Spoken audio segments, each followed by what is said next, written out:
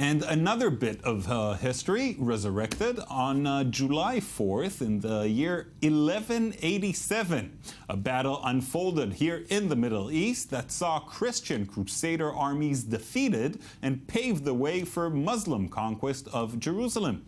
Over 800 years later, dozens gathered to reenact the fight at the Horns of Hattin. Uri Shapira went to see it for himself.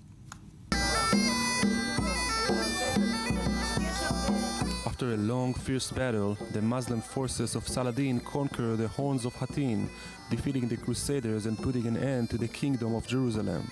For most of us, this news is not new at all, as it took place nearly 830 years ago in the 12th century AD. But for those who attended the historical reenactment near the northern Israeli city of Tiberias, this event is not just history.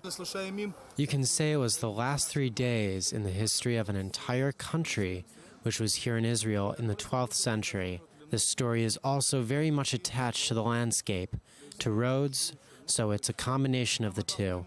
Why we are attracted to medieval times? I suppose it was a magical era. Dozens of history buffs came from Israel and abroad to celebrate and commemorate the Battle of the Horns of Hattin, one of the most iconic battles in the history of the region. The participants, mostly of Russian background, are holding this event for the 6th time. According to the organizers, it is a long and complicated operation which begins soon after the last reenactment finishes.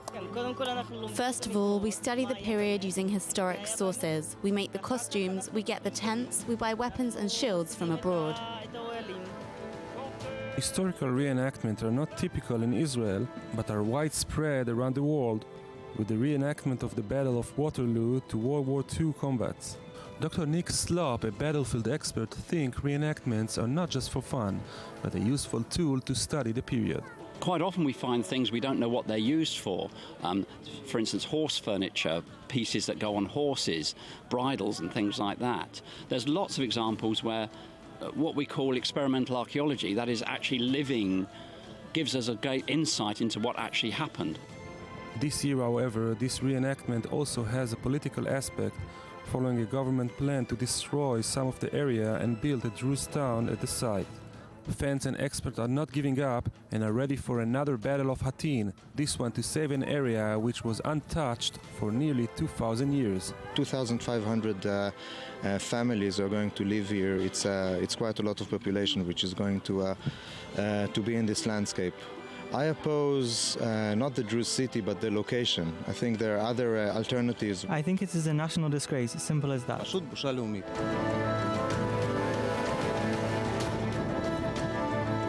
Despite the political tension in Israel and the hot weather this year, participants enjoyed this colorful event. After the battle is finished, the struggle to save this unique area continues, this time in front of Israeli authorities.